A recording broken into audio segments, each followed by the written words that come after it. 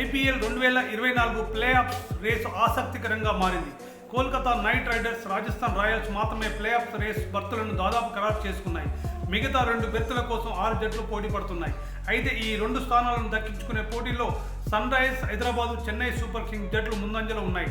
League దశలో ఇంకా 2 మ్యాచ్లు ఆడనున్న Sunrisers, Chennai Super Kings ఒక మ్యాచ్లో గెలిస్తే చాలు ప్లే ఆఫ్స్కు చేరుకుంటాయి.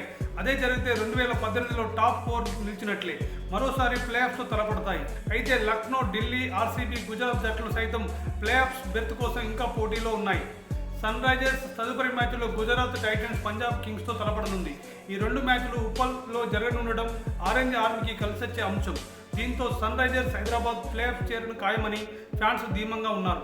చెన్నై, ఢిల్లీ, బెంగళూరు, గుజరాత్ జట్లు 4వ స్థానం కోసం పోటీ పడుతున్నాయనే భావనలో వారున్నారు. సన్ రైజర్స్ యాంగిల్లో చూస్తే చెన్నై సూపర్ కింగ్స్ కంటే బెంగళూరు ప్లే చేరితేనే బాగుంటుంది. ఎందుకంటే 2016లో జరిగిన ఫైనల్స్లో ఆర్సీబీపై హైదరాబాద్ విజయం సాధించి బ్యాన్ కారణంగా ఆ సీజన్లో చెన్నై ఆడలేదు. కానీ 2018లో చెన్నై బరిలోకి దిగడం సన్ రైజర్స్ హైదరాబాద్ను దెబ్బతీసింది. ఆ సీజన్లో చెన్నై, హైదరాబాద్ ఫైనల్ చేరగా ఫైనల్లో సన్ రైజర్స్ను ఓడించిన చెన్నై టైటిల్ ఎగరేసుకెళ్లింది. ఇప్పుడు కెప్టెన్ ధోని కాకుండా అతడు జట్టులో ఉన్నాడన్న విషయం మరవద్దు. ఐపీఎల్లో హెడ్ టు హెడ్ రికార్డులను పరిశీలించిన సన్ రైజర్స్ పై చెన్నైదే పైచేయి కాగా ఆర్సీబీపై ఆరెంజ్ ఆర్మీ ఆధిపత్యం ఉంది.